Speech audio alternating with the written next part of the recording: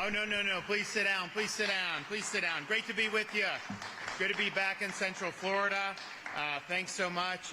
Thank you, folks here at the Dr. Phillips Center for hosting us. We're also joined by Education Commissioner Stasi Kamoutsas, Dave Kerner, Highway Safety Motor Vehicle Executive Director, Florida State Guard Executive Director Mark Teamy, and UCF President, Dr. Cartwright. And I know we've got some board members and some other folks, so I want to thank everybody for being here. So we're doing this today announcement to unveil our budget recommendations for the 26-27 fiscal year. And it's always good to be in a situation where we're being able to do this from a position of fiscal strength. So if you look back when I became governor, there was about, I think, $1.3 billion in Florida's rainy day fund.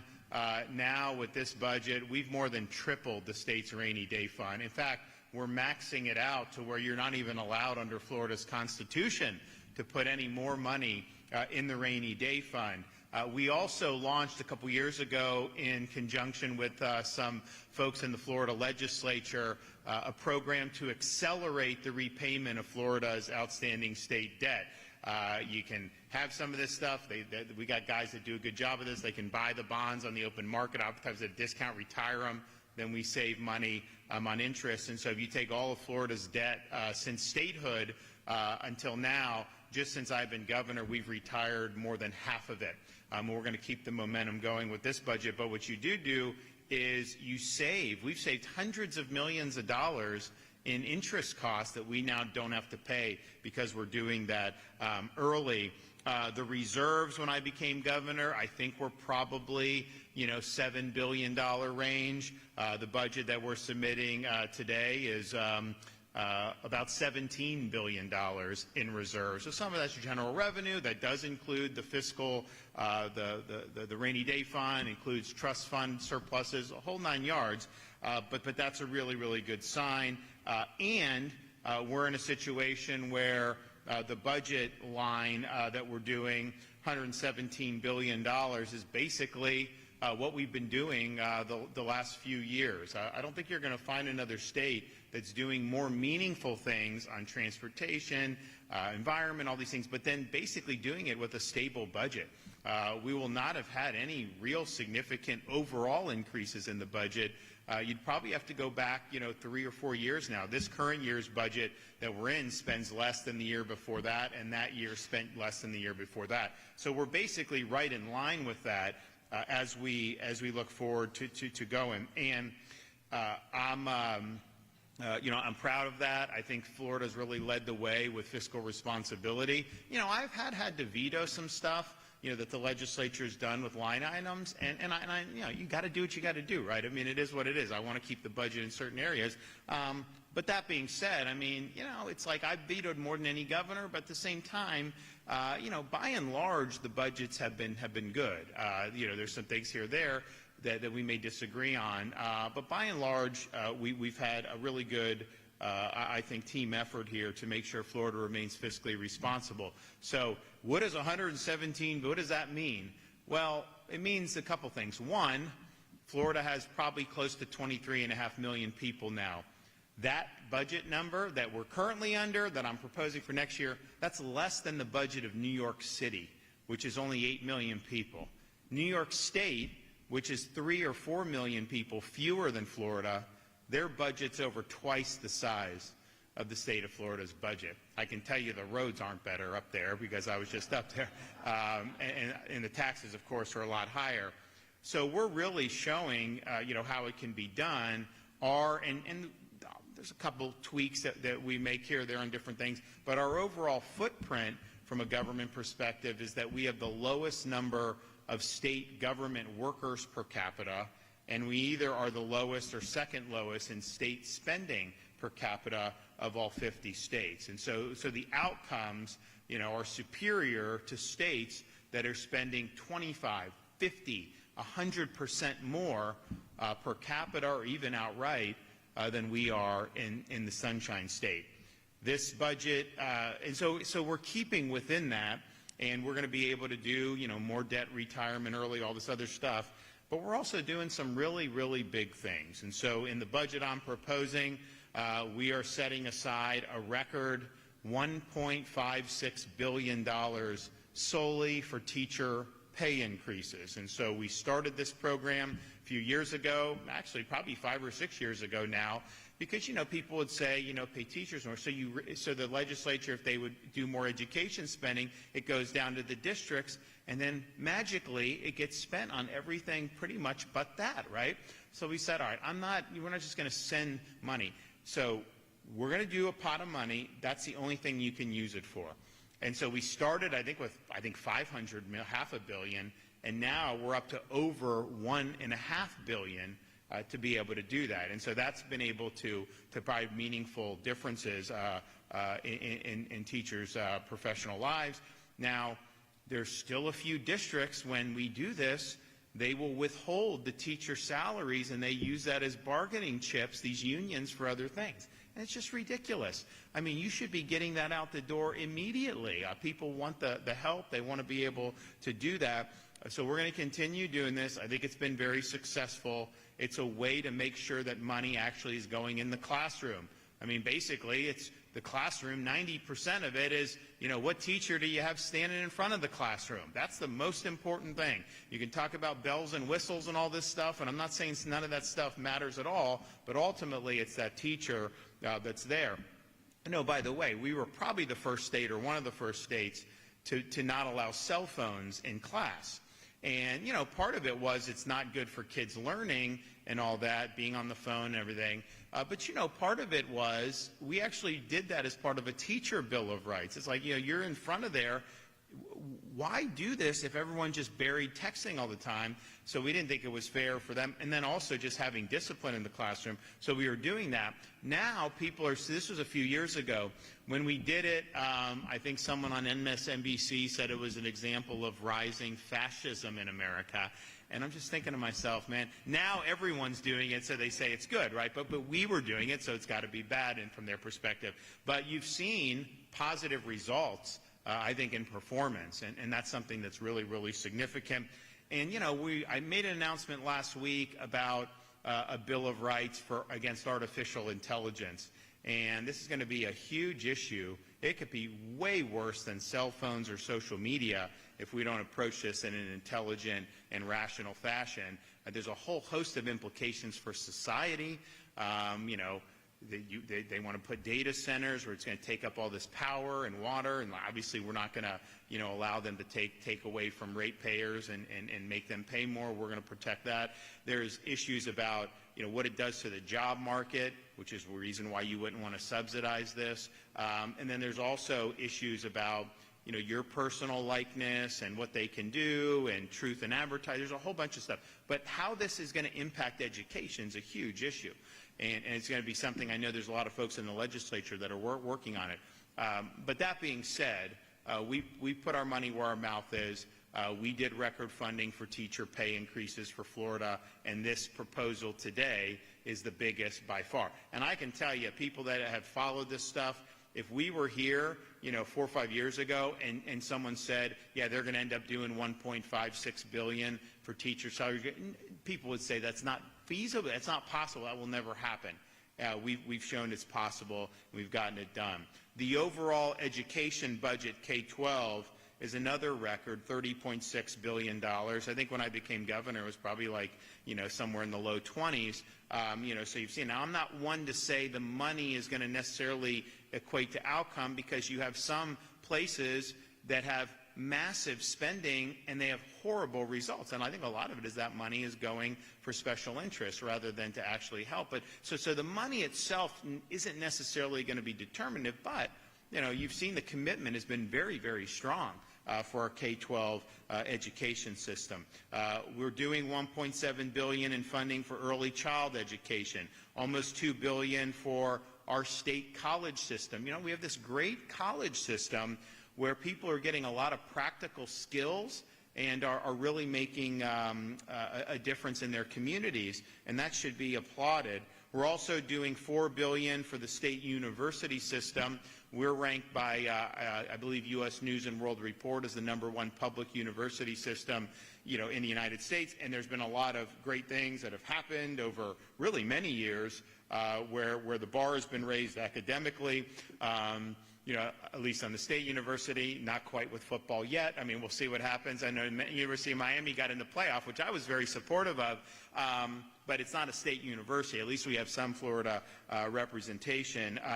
Although, UCF, you guys, this USF coach is going to be really good. I think they're going to be tough. So we've had great strides. But I'll tell you, the most important factor is why we're ranked #1 public university system is affordability. We have not raised tuition for in-state since I've been governor, and so it's about $6,300 for an in-state Florida resident to be able to go to, and we have a number of universities that are ranked very, very highly amongst public and even amongst other universities. They did a thing with the, I think it was the Manhattan Institute, and it was published in the Wall Street Journal. It was a ranking of universities, but they were focusing on also not just legacy prestige, which, look, that's a factor, right? I mean, like if someone says Harvard, everyone immediately thinks, that's a high academics, right? And Harvard was founded in the 1600s, Yale 1701. This is before we were even a country. So, I mean, there's a lot of legacy that kind of gets built up there, and that's fine, but it's like, okay, what about all these other things? What about, free speech? What about some of the things that really are important, focusing on strong academics, not the ideological stuff, all this stuff. So they did different criteria, and on that criteria, University of Florida actually ranked #1 because this is more about what's the experience. It's not just focusing on legacy, prestige. So that's something that's really good. But the affordability to be able to go to a public university and not have to really take out a single cent in loan. Because, if you work part-time jobs, you could do it. If you're good enough to get in a lot of these schools now, you probably qualify for the Bright Futures Scholarship, which is 100% or 75% tuition, depending on what you qualify for. So we're graduating students that don't have this ridiculous financial millstone around their necks. And I'll tell you, and it started in kind of I remember being in high school, and certainly in the years after, kids were told, high school students, you've got to go to college. You don't get that degree, your prospects are not going to be strong. And yeah, if you go $100,000 in debt and you end up with a engineering degree from MIT, you're probably going to be okay. I'm not going to sit there and tell you ain't going to be able to handle that. You probably will. But if you go to some fourth-tier private university, some of that's even more expensive than MIT, and then you graduate with a degree in zombie studies, well, guess what? The C's aren't going to part for you. And you're going to end up in a job maybe you could have had at a high school, but then you have this huge financial millstone around your neck. And so I think a lot of these students were sold the bill of goods over the years. I think a lot of these universities were able to profit because they basically could get the loans. It's the federal government's responsibility. Since 2010, I guess they took it over.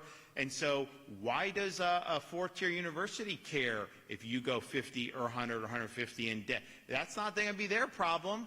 And so there's not been any accountability for that. Incidentally, I think the university should be responsible for the loans ultimately. I mean, I think that if someone can't pay it, then that should be something that was a failure of the university to be able to do it. They should have some risk in this, but be that as it may, that's a different subject. But the affordability is so important, and our state colleges are very affordable too. We are keeping that going. We're keeping the Bright Futures fully funded. There have been people through the years that have wanted to take whacks at it. I've always been a defender of it because you think about it. You have families that are just working like middle class. They don't get anything. Like literally, they get less than somebody that's on welfare, and they get less than a lot of the rich people who have access to policy and can get bailouts and everything. So literally, they just got to do it. They got to work hard. They got to do it. They don't get anything. The one thing that they can get for their kids is Bright Futures Scholarship, which is, even though the tuition's not high comparatively, that's a huge plus. You have 2 or 3 kids, and you send them and they get the bright futures. Major thing. So I'm a big believer in it. I think it's been good. You know, when you do scholarships, it's not really as bad. When you do a lot of loans, that ends up, you know, we control the tuition, but like in private, every time they increase loans, the tuition goes up. And so you're not really, the student and the family aren't any better off from having done the loans because the tuition keeps going. So we've had no increase in tuition. This is one of the most inflationary things in modern American history, college tuition, but not in the state of Florida. So that's a really, really good thing. Another thing that we've done is, you know, yes, these are good financial commitments. We believe in the mission, but you got to have good structure and policy in place so that the outcomes are going to be good. And so we did things to make sure that we have productive faculty, that we're not having faculty positions in tenure being used to advance agendas. So we have post-tenure review. All the tenured now have to go review and can be terminated. So people have been weeded out now over the last few years. But on the flip side, we've now empowered college presidents. If you run a school like Hamilton School, University of Florida, which is amazing, they can go and recruit faculty directly. And we've given money, $100 million. We did a couple years ago, I think 2 years in a row. Legislature didn't fund it this year. We put that in the budget. Recruit and retain bonuses to be able to bring people to Florida at our state universities and then keep them there for the long haul. And I could tell you, you know, we were doing this thing at the University of Florida with the Hamilton Center, Hamilton School, the groundbreaking. And, you know, because they have this ability to recruit and pay without having to, you know, go through the old system, you have all these people there. And it's like the best Civil War historian from Princeton is now at University of Florida. They just had a guy from Harvard, 40 years, one of the best political theorists. He's now at Hamilton Center. And he told me, he's like, I needed to find a place that was sane. And so he came to Florida. You have that. But then I'm like meeting with some of these people, and you have, like, I mean, they're like kids almost, like young scholars, like probably in their 30s. And I'm like meeting, like, came from, you know, California, Stanford, University of Chicago, Oxford, Cambridge, you name it. And it's all because, yes, we've provided resources, but we've provided a way to recruit and bring people in. You know, there's this idea that some have said with universities that it's shared governance between the faculty and the administration. Not in Florida. Like, you know, you get hired as faculty, your job is to teach and do research and publish whatever. You don't get to govern the university. And so that's why we don't want faculty blackballing good professors from being able to be hired. We have an ability, the boards can take them, the presidents can take them in and get them going. So I'm really excited about that. So on education, this is as robust as we've ever done, both in pre-K, VPK, both in K-12, both in higher ed, and not just throwing money, but really using it in a way that's going to help us produce good outcomes. We also have major support for infrastructure and transportation. So over $14 billion for our state work program. So that more than funds everything we need to do. And I did Moving Florida Forward, which said all the stuff we need. And Central Florida is the #1 place, right? Because, you know, some of the stuff they've done around here has helped. But you get down near Disney and Champions Gate and Polk on I-4, all those other areas, you know, and it's not just rush hour. It could happen at any time, right? So we're like, all right, we got to get this stuff going. So there were projects that weren't even going to start till next decade that are now started. They're going to be delivered 5 or 10 years ahead of schedule. But we said we're going to do this I-4, continue what's been done, and bring it into Polk. But we decided to do temporary expansion as the permitted is being done. So just opening up the temporary has cut the commutes in half. Like, they literally will have the videos before and after, and you see it flow better. So we're doing that. We're doing all the stuff in all those different areas and in other parts of the state too. Tampa Bay, we've got the 395 interchange in Miami, we've got stuff in the Panhandle, I-75 near Ocala, like that's a big project. You guys, anytime you go, if you have to go north on 75 from here, you will potentially hit some bad traffic once you get near Ocala. So widening that, doing a bunch of stuff. So this is big, and this is on top of all the additional money that we brought to bear to be able to do so much over so many years. We are including major pay increases for state law enforcement. So for us, Florida Department of Law Enforcement, State Highway Patrol, our state troopers, as well as law enforcement associated with other agencies like Fish and Wildlife. And that's something that, one, is earned. It's something that they deserve, but it's also something we need to do to be able to recruit and retain. You don't want to be in a situation where they can make more money doing, other things that may not be as demanding, because then people are going to make those decisions. We're going to continue our law enforcement recruitment bonus program. So we instituted this when they were talking about defunding the police years ago. And honestly, these police officers are being treated horrible in places like Seattle and New York City and all this stuff. And so we said, listen, we want good people in Florida. We do have a need to have more growing state, everything. So we're going to do a $5,000 bonus for new recruits. And that could mean you move from Chicago. Could also mean you come out of school and you want to go into law enforcement. You can get it even as a Floridian for that if it's your first law enforcement gig. So that's been really effective. We were just up in New York the other day meeting with some of the law enforcement community. And they're very worried about what's going to happen with Mindami becoming mayor, because he's hated the police, for most of his life, and wanted to disband the agency and all this other stuff, and says that prisons are. He said that prisons are somehow like a waste of resources. You should just be, putting people on the street, bringing social workers. I mean, I can just tell you, it's not even like Republican, Democrat. I'm just telling you, this is not going to work, okay? That will not work. And so they're in a situation where how much support are they going to have? Would you want to wear the uniform and risk your life to apprehend a dangerous suspect, bring them in, and then the judge just puts them right back out? And you got to do it again a week later when the person commits more crimes? It's demoralizing. I mean, people don't want to do that. So I do think you're going to see a reaction to that. And I'm not saying they're all going to come to Florida, but I do think you're going to see some. So there'll be some opportunities to be able to recruit some good people. We're going to continue. You'll hear from Mark about the Florida State Guard, which has been a huge asset. He'll talk about some of the things that we did. That was started by the legislature. Not started because we've always had it. It just kind of got mothballed, I think, after World War II. But they did it when Biden became president, because, we were fighting, for example, we wouldn't do the vax mandates for National Guard. And we said, we're not doing it.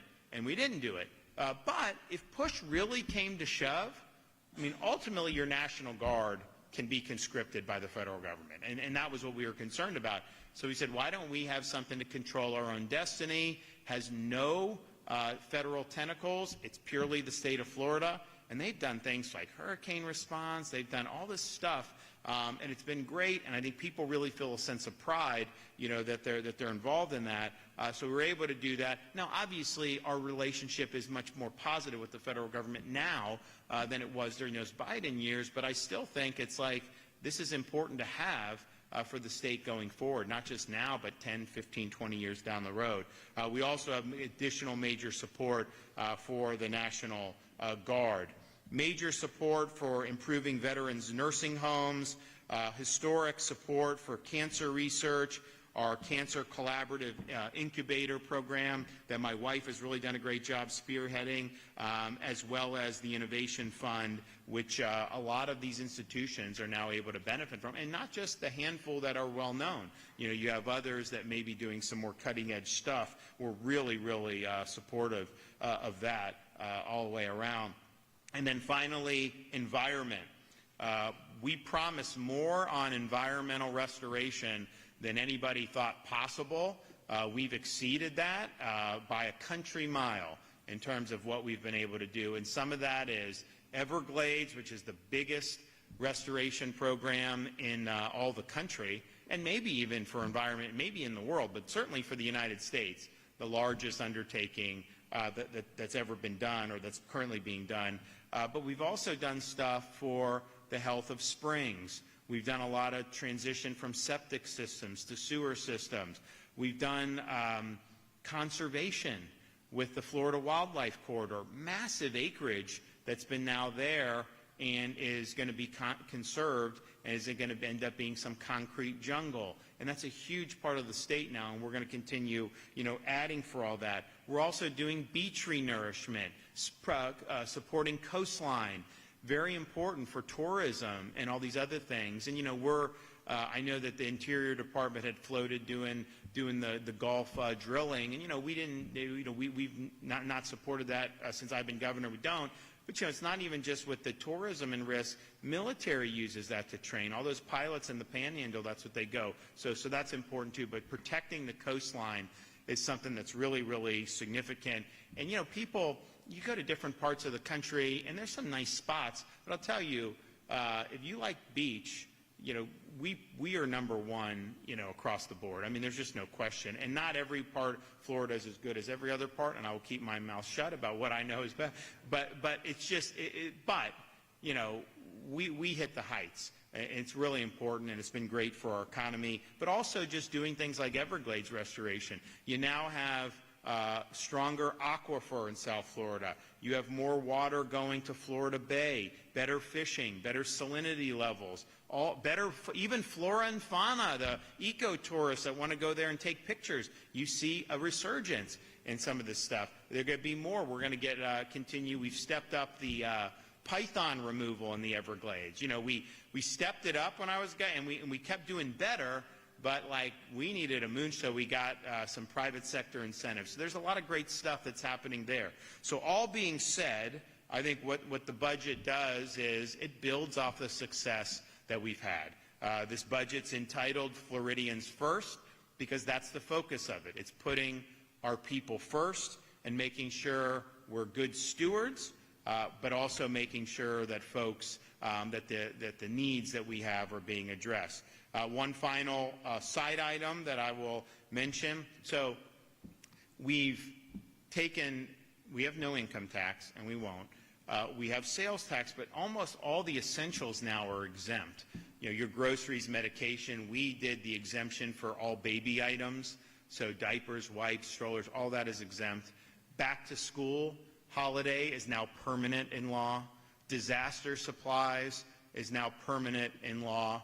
We're currently in the middle of what I call the Second Amendment sales tax holiday. No tax on accoutrements, ammunition, firearms, I think fishing, camping, all this stuff is tax-free till the end of the year, which is great. But when people talk taxes, yeah, they like getting the brakes on those things. But when they talk taxes, what they're talking to us about is property taxes. And so, the state doesn't control property taxes. It's a local issue.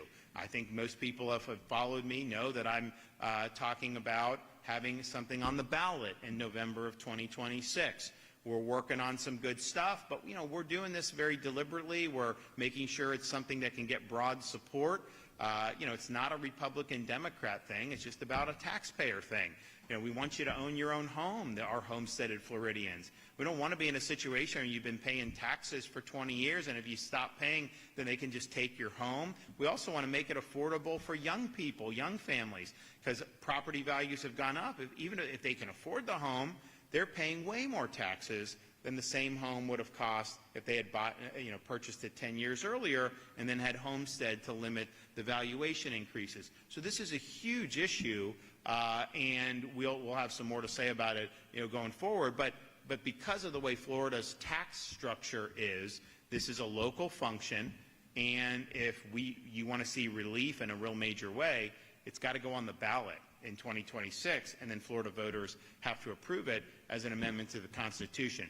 I've been very clear that we've got non-Floridians who own property, there's rich people from Brazil and all these people. They own a mansion in Miami or whatever.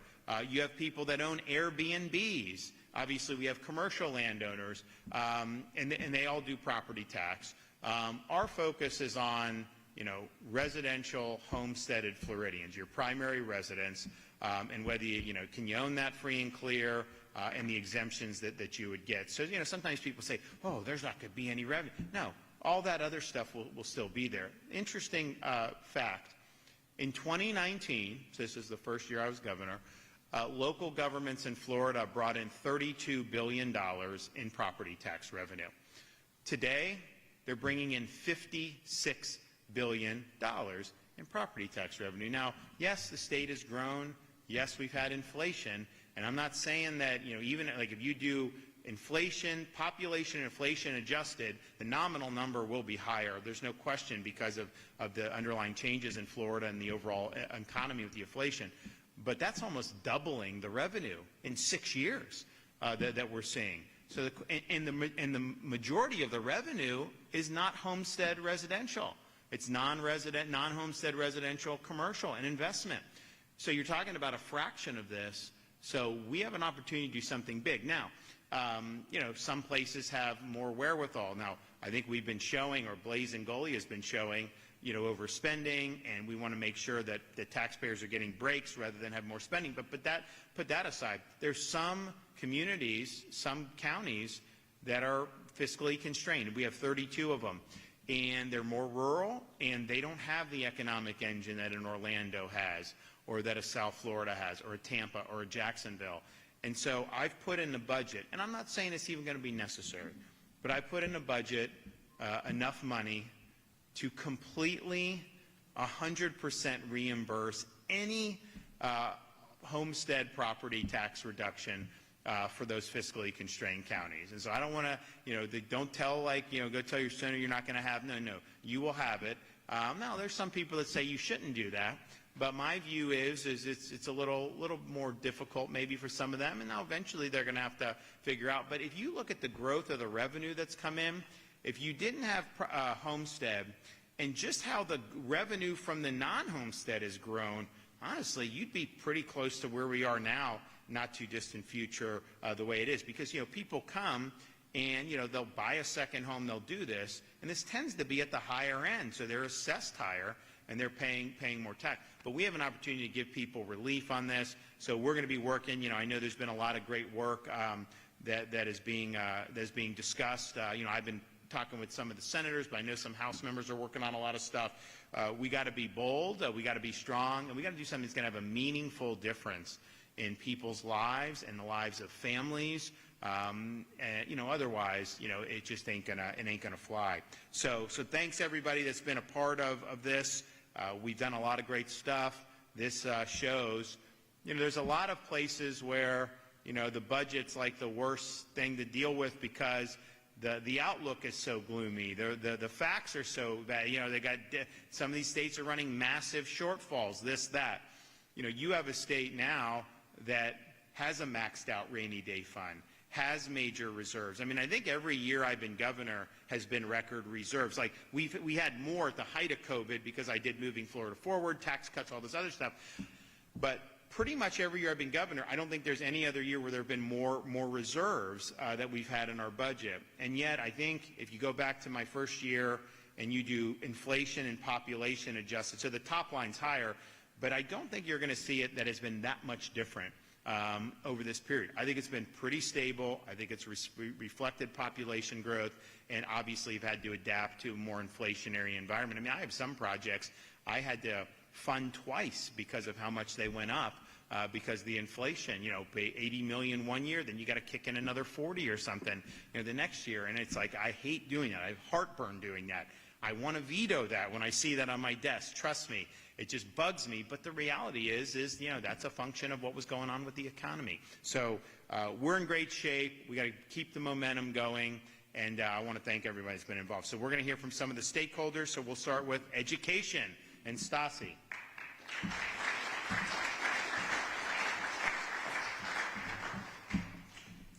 Well, good afternoon, Orlando. It's great to be here, to be able to set the record straight today. I know there's been all kinds of false attacks that have been taking place, and so I'm excited because facts are stubborn things. And today, Governor DeSantis' proposed budget once again affirms Florida's commitment to teachers, to students, and student safety as a top priority to maintain our #1 status as the education state in the nation. When I became the Commissioner of Education, I set the goal of having 2 main priorities: student safety and student success. And I'm proud that this year's budget clearly reflects those commitments. Unions, leftist school board members, and certain media outlets continue to suggest that Florida is somehow defunding public education. The reality is that is the exact opposite, and we're going to prove it to you here today. But why? Why do they assert that? Well, with the unions, the legislation that's been championed by this governor over the years has them at a point where they're at their weakest in the state's history. They are trying to preserve themselves and assert their relevance. How do we know that? Look at Lee County schools. They were sued over fighting for greater pay incentives for their teachers to go teach in low-performing schools. They wanted to get the best performing teachers to teach the students who are struggling most, and the teachers union sued them. Look at school board members who are fighting us and who are putting things out there, putting out racist comments on social media. We're calling it out. Why are they doing this? Because they want name ID. They are thinking of the next thing that they want to run for, and unfortunately, they are not prioritizing our students. And what about the media? Well, the media wants to sell papers. And the reality is, we announced our progress monitoring results just recently. Our students are doing better this year than where they were in both English and mathematics. Not a single media outlet reported on it. It's unfortunate. But the reality is, this administration is going to do what we've always done. We're going to prioritize students, we're going to prioritize teacher pay, and we're going to make sure we have a world-class education system. The proposed budget raises the per-student funding to $9,406 per student. That's an increase of nearly $300 per student.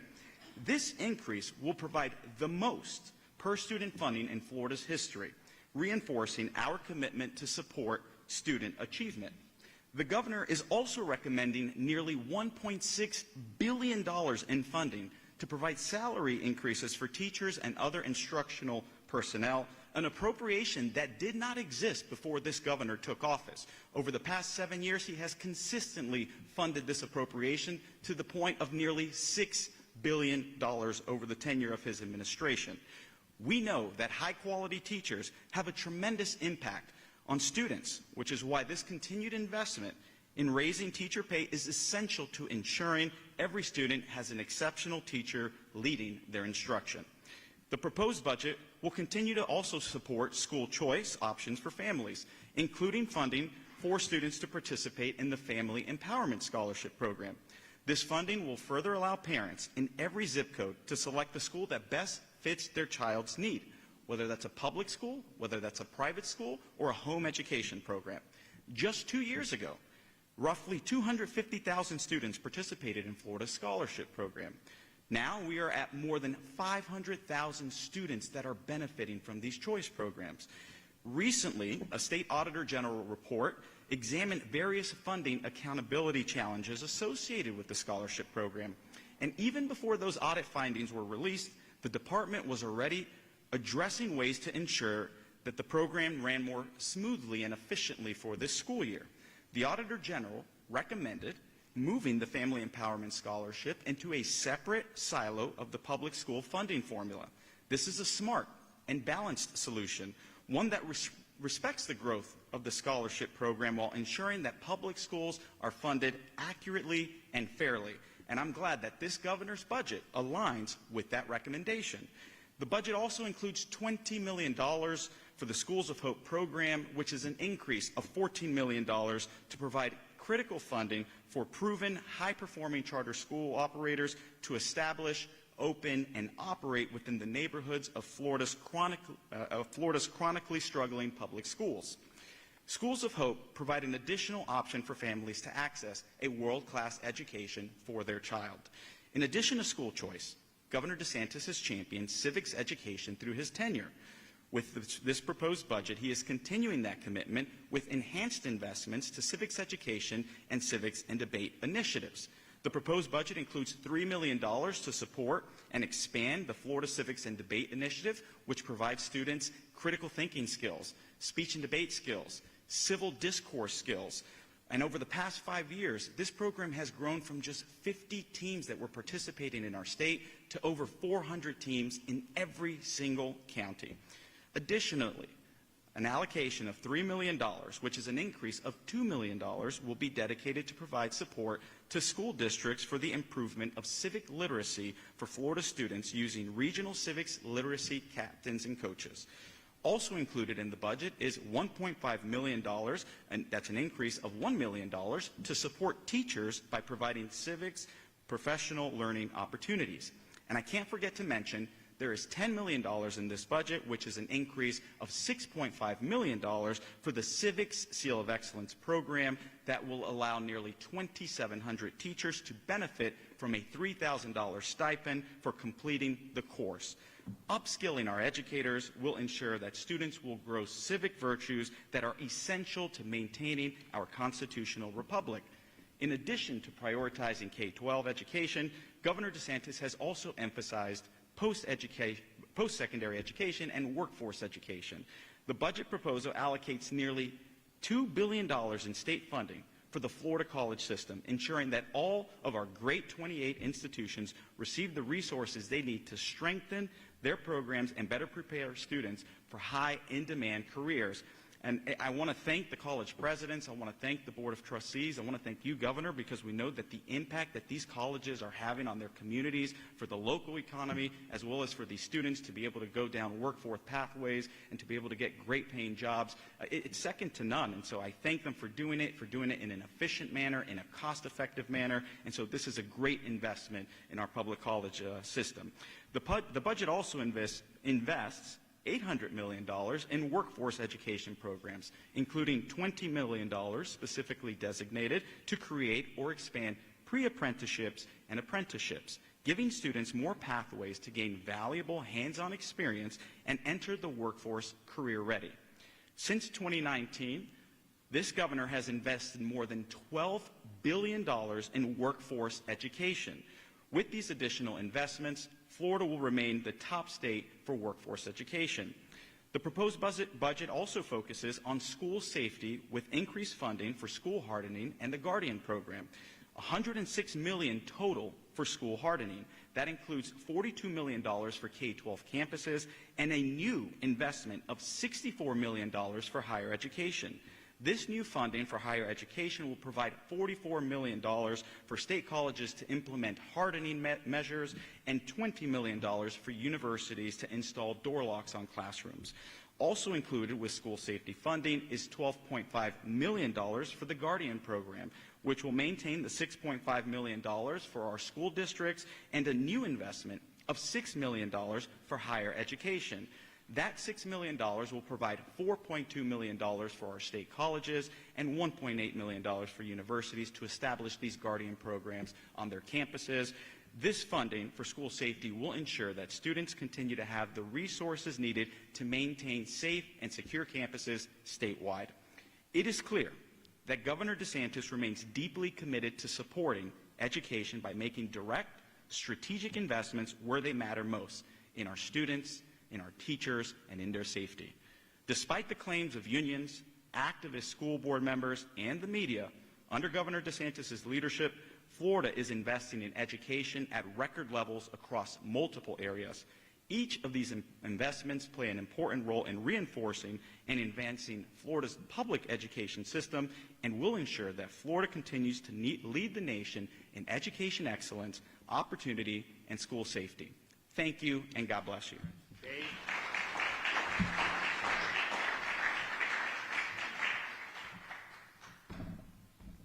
Thank you, Governor.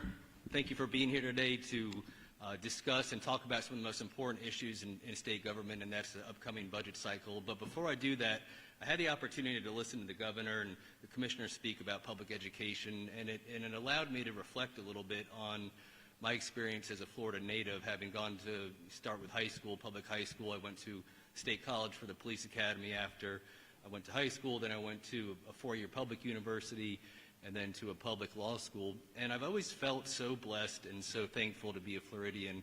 And that's going back, 10, 15, 20 years now when I finished my professional education. And I've always felt very grateful. I've always valued and appreciated my experiences at each and every one of those institutions. I want to thank the commissioner for coming to Orlando, home of UCF and wearing orange and blue. I appreciate your boldness, Commissioner. But at a very deep level, I always felt so much value out of going to public university and public schools. And I look at what this governor has done since he started, and I look at the advancements and the focus in the public education system, and I look at what the universities are doing in the state, UCF included, University of Florida, Florida State. I am so proud of our public education system, and particularly its emphasis not just on four-year universities, but the improvement that are obvious at the K through 12 levels, but also in the Florida college system as well, and an emphasis and focus not just on getting a degree, but on technical jobs and technical careers as well, and the trades. That is the lifeblood of our workforce. And so we have a lot to be proud of. I know this budget is well supporting our teachers and our public university systems. And the two professional joys in my life have been A, working for Governor Ron DeSantis, and then B, working with the Florida Highway Patrol and nearly 2,000 very brave state troopers. And so for me to be able to be with the governor to talk about investments in the Florida Highway Patrol is also a very unique joy for me. The Florida Highway Patrol and the department as a whole has been very productive over the last several years. It goes beyond just traffic safety. We have been engaged in the fight for public safety statewide, whether it is protests at universities, making sure that Jewish students can go to Sabbath and to temple through Operation Faithful Service when they were under attack, both in Israel and here. Going to the southern border, immigration enforcement, getting the worst of the worst off our streets and into the criminal justice system. Day in and day out, Florida state troopers have stepped up and met that mission. And the governor's proposed budget not just supports them, but it honors them. Two of the main issues that I wanted to speak about today that are critical to the public safety aspect of the department is the career development plan. The governor has supported this concept for as long as I've been executive director. We're thankful for that. I'm confident this will be the year that the Florida State Highway Patrol and their state troopers will receive, with this recommended budget, a career development plan. You can go to any agency. You can walk outside, and if you see an Orlando police officer or an Orange County deputy sheriff, you ask them, do you have a career development plan? They'll tell you yes. But at the Florida Highway Patrol, we do not. This is a pathway for sustainability, for retention. It provides a financial pathway and picture for state troopers to continue to serve the state of Florida and to continue to serve you as Florida motorists and Florida residents. I can't tell you how many state troopers I've interacted with in my 3 years who have said, Director, I love being a state trooper. I love our leadership. I love our governor, but I cannot, in good faith, stay at this agency unless there's a career development plan. And they have to transfer to Orlando Police or Palm Beach County Sheriff's Office. And in many respects, as a family man, it's an honest and fair decision to make. And so, Governor, thank you for supporting this concept. Thank you for supporting our state troopers. We've won also in the last 3 years. We've won every year the best looking cruiser contest nationwide, the black and tan. Thank you. You know, some of it is that I think personally that our vehicle is the paint scheme. It's iconic. The other side of it is that troopers take a lot of pride in their equipment. And so whether you're getting pulled over by a state trooper or you're driving by one down the highway, the car is probably going to look clean and well taken care of. But the truth is, if you were to sit in that car, which is their office, over, I think, 90% of our fleet has over 90,000 miles on it, and that's above the recommended mileage. And so this, for pursuit vehicles, so this budget has a deep investment in renewing and refreshing our fleet. If you look at what we've paid for the Dodge Charger 2 or 3 years ago, the cost of the acquisition of that pursuit vehicle has gone up over 50%. And so these vehicles are important to not just your public safety, but to the safety of the trooper driving them. And so, Governor, thank you for supporting our number 2 priority, which is a reinvestment in our fleet. On the motor services side, and as we know, the state is growing. Net immigration is at record levels in the state of Florida. There's a reason why. We have a governor that takes care of the state of Florida and the people. We have an education system that is top-notch, and I think that one of the most important issues is also our residents feel safe and are safe here in the state of Florida, and there's an emphasis on public safety. But this budget also invests millions of needed dollars into our infrastructure and IT infrastructure for motor services, our credentialing, our licensing, our registrations. All of those are very important for convenience, first of all, but also for public safety. It's important that we have the correct cybersecurity systems and that we're properly credentialing folks that are moving to our state and getting the license. And so I'm excited about this budget proposal. I'm very thankful for the governor's leadership of the state of Florida and his emphasis on public safety, and it's an honor, sir, to work for you, and it's an honor to work on your behalf. Thank you. Okay.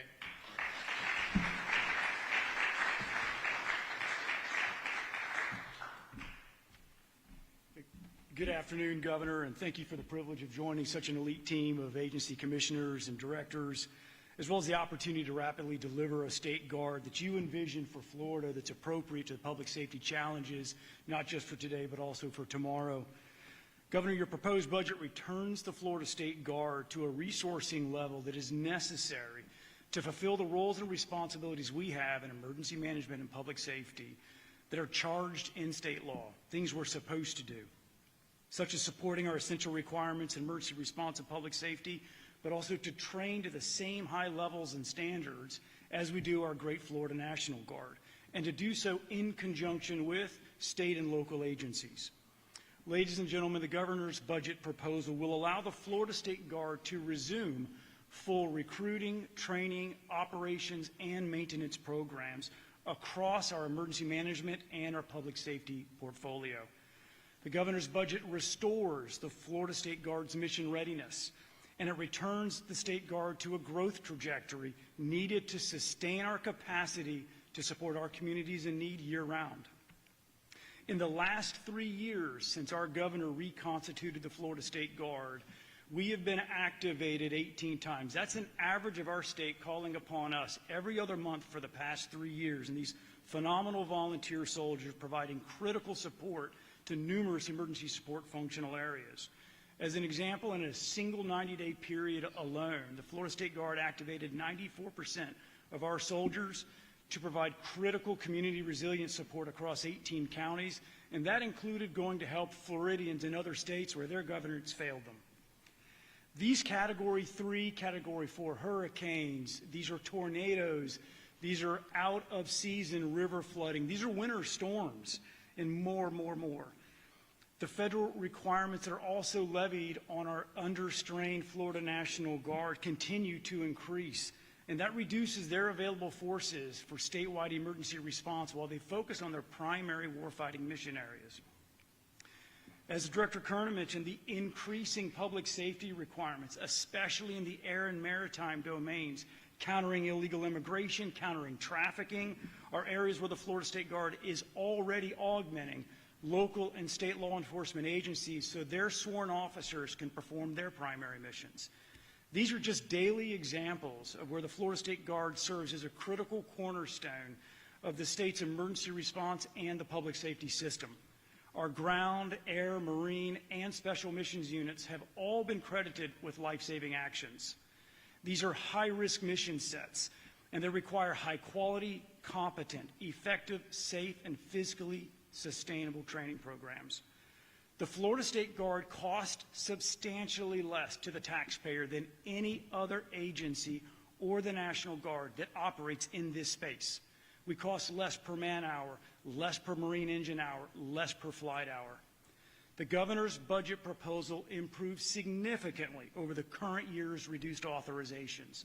For example, with the governor's budget, we can guarantee year-round responsiveness, we can guarantee scale, we can guarantee endurance anywhere you need us. We can reduce the substantial risk exposure to our soldiers that are operating in these dangerous mission areas by ensuring they stay trained, they stay qualified and credentialed to required state and federal standards. We can properly maintain our high-value air, maritime, and our amphibious rescue assets. We can resume entry-level training to bring in new volunteers rather than turning away hundreds of Floridians that call us every month wanting to join, refreshing our ranks with new experience. And most importantly, the governor's budget will allow us to return full-time to our communities, partnering, training, and operating along our emergency management and our public safety agencies on a weekly and a monthly basis. Sir, thank you for your relentless leadership, your drive, your boldness. Your budget again provides for a fiscally responsible and sustainable State Guard. Your budget preserves taxpayer investments and ensures the right resources are matched against the right requirements. Thank you very much. Okay.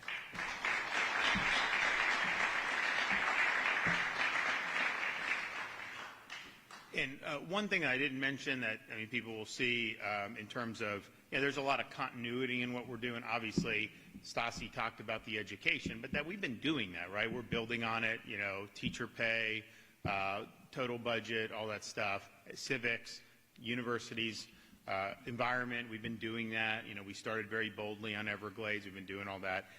Transportation, again, building off of it.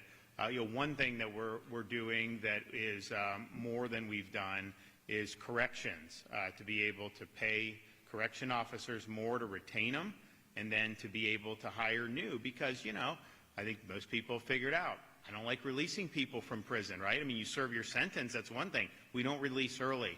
And so we want to make sure people are held accountable. But the reality with that is, even though crime's at a 50-year low, partially because people are held accountable and they're doing. So you need to be able to do that. So you'll see more FTEs for corrections.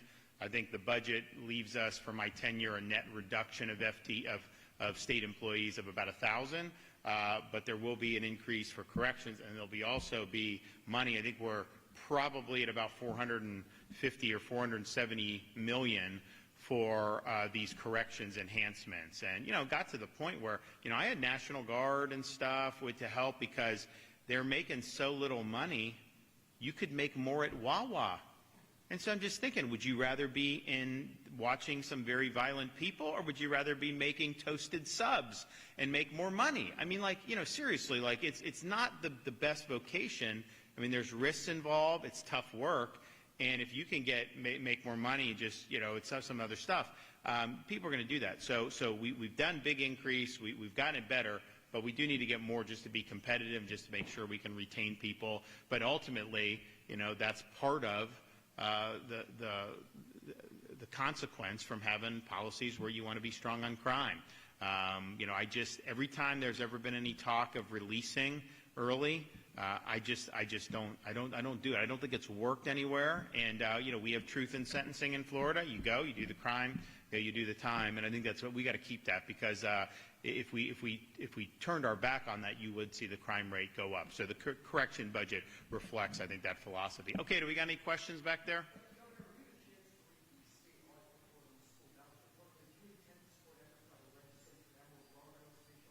Do you want to talk about that? Because I know Stassi and I have been talking about it, but he's very well read on it.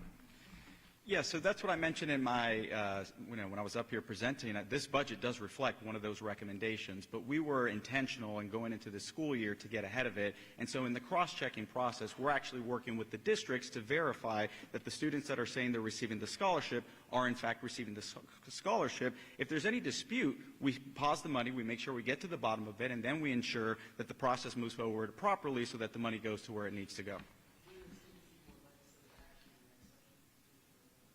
Well, I think we would address the legislation as it comes, and we'll look at it, but I'm saying with respect to the response of the audit report itself, those are some of the actions that the department's done already to get ahead of the issues. The one thing, and there may be legislation, maybe the department, the way this stuff funds, it's like the bodies, right? And you have people moving around a lot. We've discussed, is there going to be just a window? Okay, you make the decision, and then it's not kind of keep going back, because that has impacted some of because it's just the way it's calculated, right? And we want to have certainty. So there may be ways to be able to do that, and I know they're working on some of the stuff. So I wouldn't say that we're opposed to the idea of legislation. We're just going to have to look at it and see how it comes.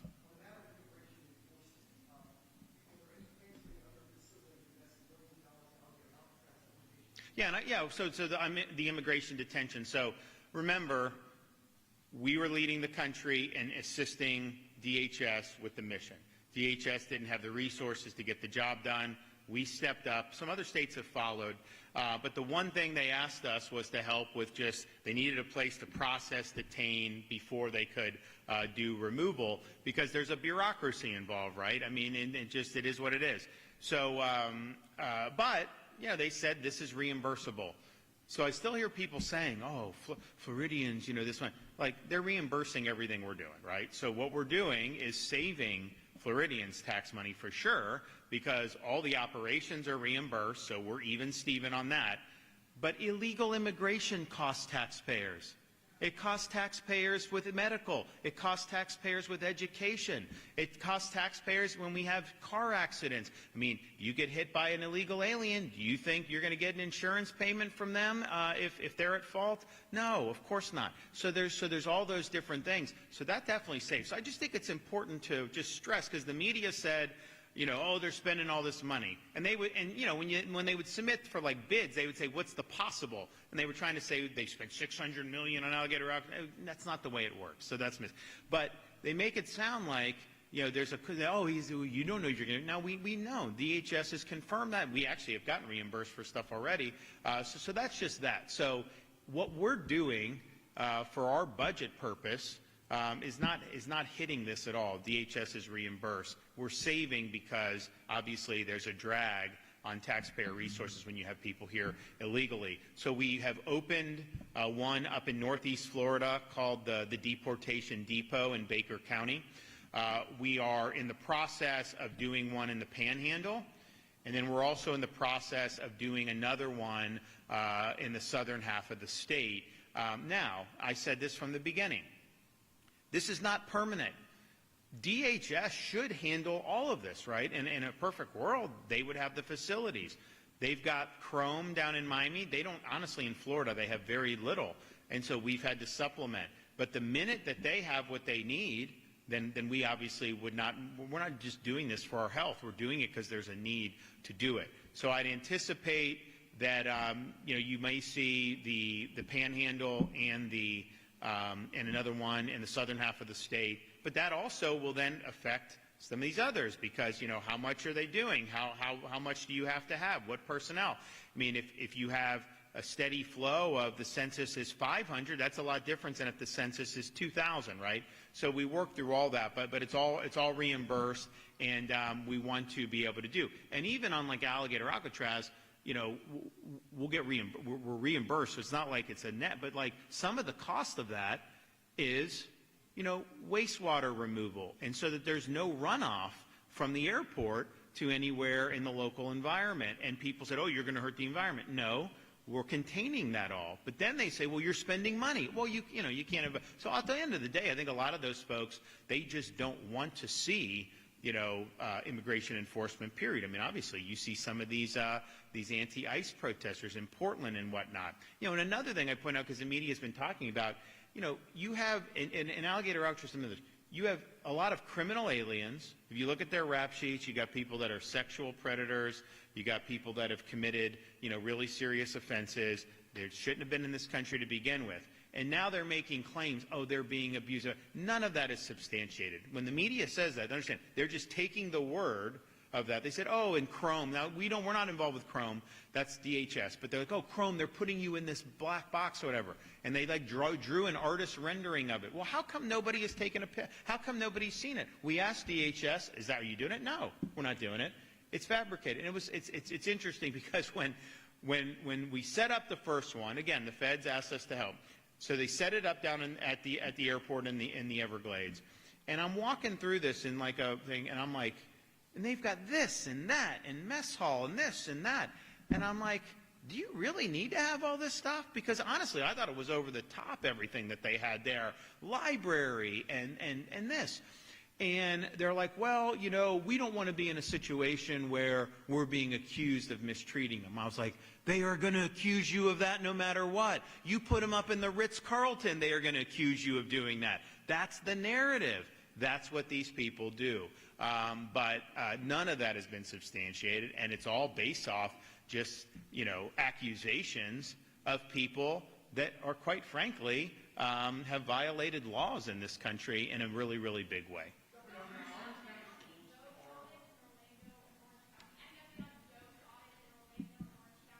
I'll leave that to Blaise Ngolia, our CFO. He's been a very big advocate for taxpayers. I mean, honestly, probably the best that we've seen, of anyone in state government that I can think of. Very much a bulldog on this. But, you know, he actually made some comments. He did Orlando City, and he actually said they did a better job than the county. And he gave them credit on some of the things that they were doing. And he's going after red counties, too. Big-time red counties that he's going after. And so I think this is, but it all goes back to the tidbit I mentioned in the opening remarks. If we were here in 2019, local governments were taking in $32 billion in property tax statewide. Today they're taking in $56 billion. And I would just ask, I know we've had population, I know we've had inflation, but accounting for that, that's still a massive increase, right? And I just think, like, you know, are your services, is everything so much better as a result of that? And I think most people would say there's not really been a change, right? And so, you know, you've had properties get valued higher, and first of all, we don't know how long that's going to last. The market goes up and down. You know, you have people that bought a home 10 years ago for $300,000, and now they're being told it's worth $1 million. Maybe, but they never sold it for $1 million. Nobody ever paid them $1 million. You're just telling them it's worth $1 million. What? Because one down the street went? So you have this situation where there's been a gusher of property tax revenue, and, you know, they've been spending it. You know, that's what they've been doing. They've been spending it. So we look at and say, okay, what can we do, you know, to make a difference? We've done all the tax relief. We've done different things with infrastructure. We've done things with education. I mean, obviously, you know, in Florida, your kid, you don't have to pay for baby items tax on that. You can do a Florida prepaid, and then they go for that, and that's a really good deal. But even if you don't, you pay, you know, very little compared to every other state in the country for college, this, that. So we try to do. But property tax, it's biting people. You know, the car insurance, we did the reform on it. And on the homeowners insurance, we did that a few years ago. It was very difficult to do because there's a lot of stakeholders there, and you know, people make a lot of money off this system, you know, kind of the way it was. So we had to do reforms there. And now, auto insurance, everyone's filing rate reductions. State Farm is filing rate, all these stuff. And so some people are like, well, I didn't get a reduction. I'm like, did you shop around? They're like, no. I'm like, well, you got to shop around. If somebody knows you're going to pay a certain amount, they're going to keep taking it. You got to show them that you're willing to go somewhere else. So that's all. But Progressive is now in the process of refunding $1 billion to policyholders solely because of the reforms that we did. And I think you're looking at every major auto carrier is going to have probably an average of 10% as they come. Homeowners, you know, you had Peninsula. I think they did an 8% reduction. That's our biggest home insurer. You've had 17 companies now enter the market. And so, like, people say, how does it go? They're not just, if it's one company, they're not just going to lower it because they're nice. That's not the way business works. They lower it because they have to. They lower it because there's competition and you can go somewhere else. That is how you put a downward pressure on it. It is not through the kindness of their heart, and it is not through government setting prices. If it was as easy to set the price, hell, I'd sign a bill to say you pay $1 a month, right? If that's what it would do, but we know that's not how it works. So you're going to see more of that, and we didn't have a storm this year, and so that was a big deal. So, you know, now people are looking and saying, like, man, you know, Florida, and then even some of the hurricanes we've had, Hurricane Milton, it came through. I think I'm doing like CNBC the next morning, and like, Governor DeSantis, you know, some estimated now you're at $51 billion. And I'm like, how the hell would you know? Like, literally, the morning after the storm, you can assess $51 billion? No, you can't. But they were saying that, and it ended up being about $5 billion in terms of this. And so I think we're resilient to these storms because the stuff that's been built in the last 20 years holds up a lot better. Now, some of the areas that they built more low-lying, you know, that's an issue with flood, but in terms of the wind and all that. So I think people have more confidence in the market, but that's been a huge pinch. So there's relief now with the auto. You know, we're seeing, and citizens insurance, you know, that got to be like 1.3 million people. The problem with that is if there was a big storm, they don't have the money to be able to do. Now, you've had a lot go in the private sector because these new companies are coming in. So now it's down to, I think it's probably about 400,000 and may even be below that. Well, guess what? Well, now that's solvent. So they're going to be able to do a reduction, certainly for Florida, you know, primary homeowners. So those are good trends, but it's not something that we fully control. What we fully control, we meaning the people through our Constitution, is the tax. You can choose to tax something, you can choose not to. You can choose to lower it. Obviously, we wouldn't choose to increase, and it wouldn't pass if you put it on the ballot. So that's what we're doing. So it's really all about helping people be able to realize the American dream, and that may be, raising the family. It may be, you're on a fixed income and you need to stay in your home and the taxes are tough, and, we don't want someone to have to sell their home because they can't afford the tax. So all those things I think are very important to us, but it all goes back into, I think what Blaze's efforts is showing is, there's been a lot of increases in spending that hasn't necessarily moved the needle in terms of your quality of life, right? And it'd be one thing if there were things that were just, but 6 years ago it was $32 billion. Now it's $56 billion. It's almost doubling in 6 years. And forget about even obviously we want it to be benefit taxpayers, but put the taxpayer aside. Is it sustainable to almost double budgets every 6 or 7 years? No. I mean, you obviously can't do that. And part of it was a unique set of circumstances because we had such a rush to Florida and the property values really went up. But man, that's pretty dramatic to go from 32 to 56 billion.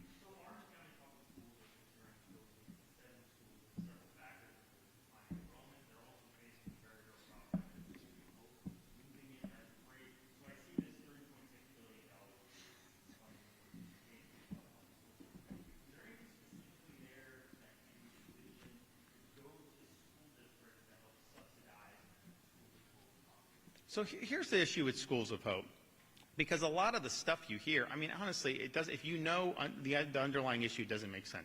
So Schools of Hope, this is not we're going to go into Windermere and do a school, or we're going to go into Palm Beach and do a school. They are going to the toughest areas that we have, where a lot of people have given up on some of these students, and they are going in there, and they are going to create an environment where these kids can learn. And they did it in New York City. What's the aptitude of Success Academy? 93% reading, 96% math. What's the average is like 60%, 50-some? 57, 58. So they've gone into the worst areas in terms of opportunity. They're going to the most at risk, and they're 90+%.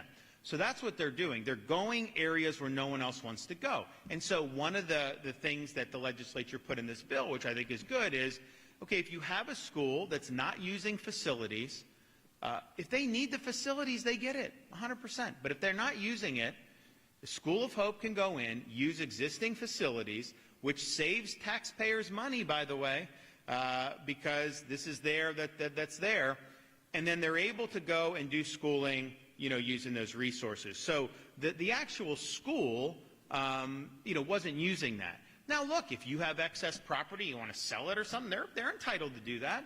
Of course they can do that. It's their property. But if you have vacant buildings and they're just sitting idle, Schools of Hope has an ability to go in and do it. And it isn't going to be, I'm hearing places in some of these more affluent areas complaining, you ain't going to have Schools of Hope there. It isn't going to affect you. We're going to go in areas where kids need a lifeline. And this is not going to be, it's not going to be 100 schools. I think what kind of set off some of this is you had one operator submit 60 applications or 100 applications. It was ridiculous. And the department said, why are you doing this? You're not going to get that.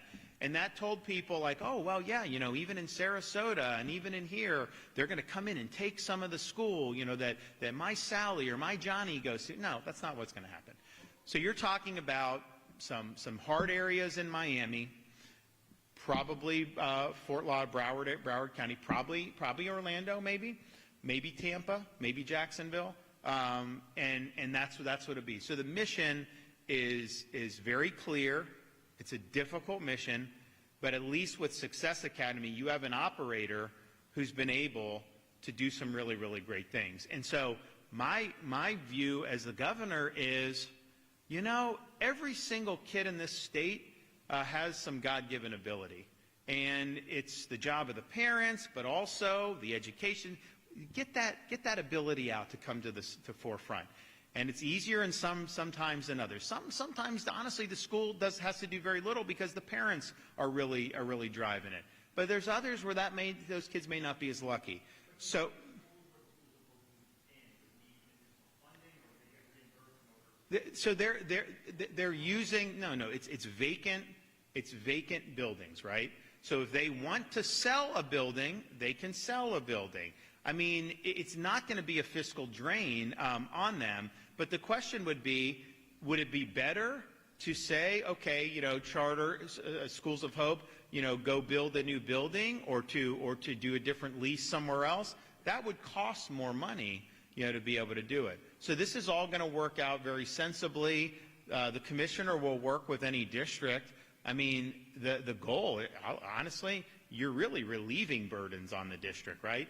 Because, you're creating a program where it is going to be targeted at going to service the least advantaged students, and in areas where a lot of people say it's not even worth trying, right?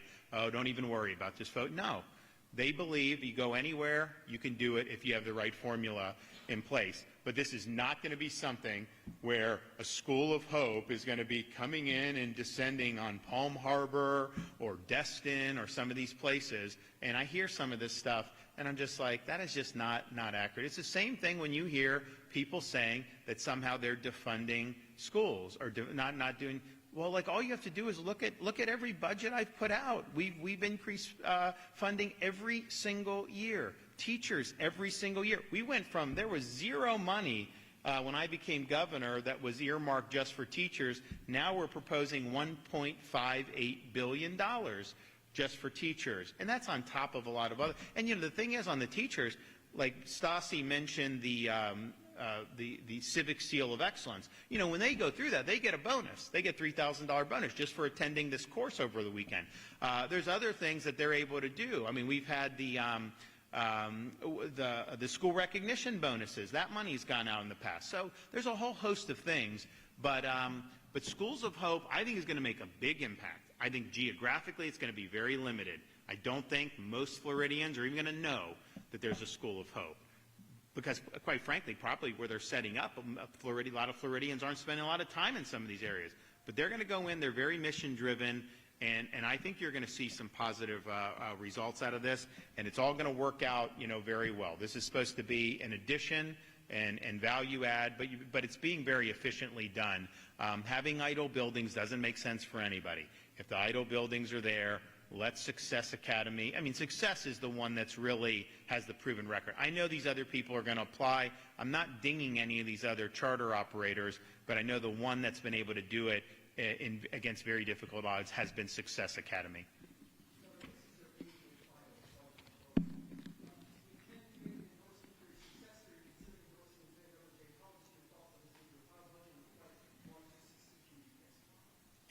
Well, like I said on the closing comments about this, a sign of success is that we're able to be here proposing, the eighth budget from a position of strength.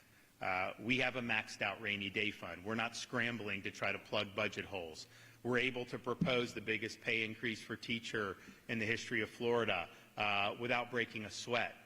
We're able to do environmental restoration way beyond my first week in office when I went out there and made a splash, and all the people that loved all this stuff were so happy, but they were cautiously optimistic because they knew it was a tough. We've blown that out of the water. If you look at what we've done with transportation, accelerating projects 10, 15, 20 years, this is good. So that ultimately is a sign of success. We had a $1.3 billion rainy day fund. Now it's $5 billion. We had, I think, about $7.5 billion in reserves. Now we're close to $17 billion. And we'll probably have even, it's interesting. You hear a lot about the economy, and there's obviously, nationwide, you see some of these blurbs for sure, and I think it's real. But in Florida, I'm talking to our revenue director, and he's like, yeah, November because they estimate how much revenue the state's going to take in. Yeah, we were $225 million over estimate. And this is when people they're predicting some of the economists are trying to say, Florida's going to be struggling in the future. Like, you hear people say this stuff, and yet what's happening? $250 million more than was anticipated. So the numbers that I have here really reflects through November 30th. So December, January, February, March, April, May, and June, any overage there, that would add to the reserves. So you very well could be, 17, 18 billion dollars in reserves, which is really significant. So the fact that we're here being able to do all those things, that's a sign of success. It's a sign that we've been good fiscal stewards. And I mentioned, we've had good allies in the legislature who, they could have tried to be more like New York or California, and they've really wanted to do Floridians first. And as I said, I vetoed billions of dollars. I vetoed more than any governor. And you got to do what you got to do, right? But at the same time, I think by and large it's been productive. So that's a great thing. And we'll see what happens politically down the road. I mean, I don't sweat over all these things because they kind of work themselves out. And if there's a role for me, then and I feel strongly, then I'm happy to do certain things. But at the same time, I don't think a lot of Floridians are focusing on races for next year yet. I think that there's a lot of issues that we want to do. So, the best thing we can do is to just continue to be really strong on all the things that matter for the people of this state. All right, guys. God bless everybody. Thank you.